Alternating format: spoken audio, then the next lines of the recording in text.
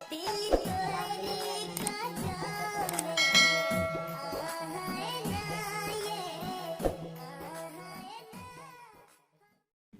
आप सुन रहे बेवफा मैथिली चैनल के तरफ से।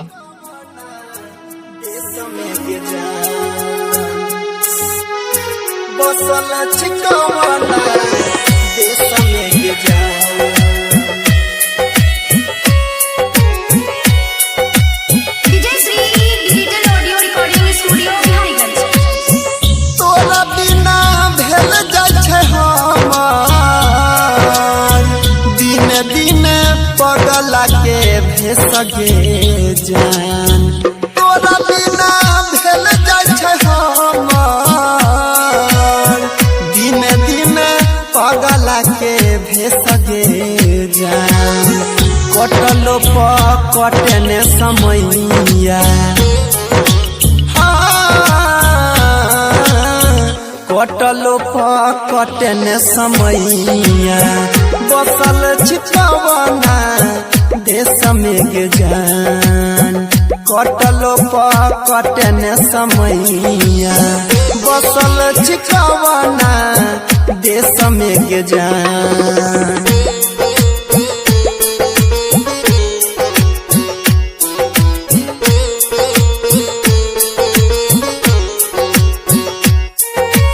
म्यूजिक बाय डीजे विकास सीतामढ़ी।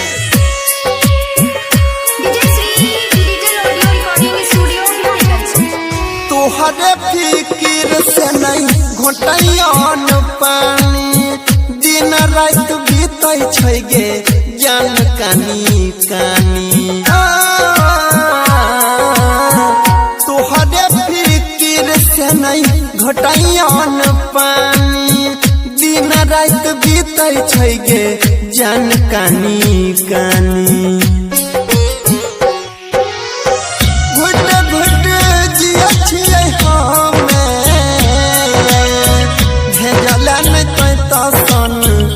सगे जान घुट घुट जिया छियै हमे भेजलन तो सन दे सगे जान सब छियौ तोरे ला कलेस हम कटलो कटने समैया जाके बैस गेला कोना दे सगे जान कटलो कटने समैया जाके बैस गेला कोना दे सगे जान।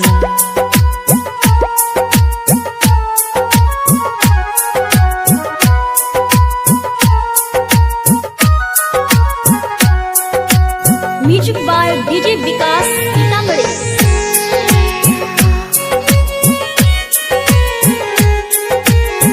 हमरे अंगनवा के छलत चन गे अब नहीं देखै छ लागे निकल जेतै प्राण गे हमरे अंगनवा के रहितै चन गे अब नहीं देखै छ लागे निकल जेतै प्राण गे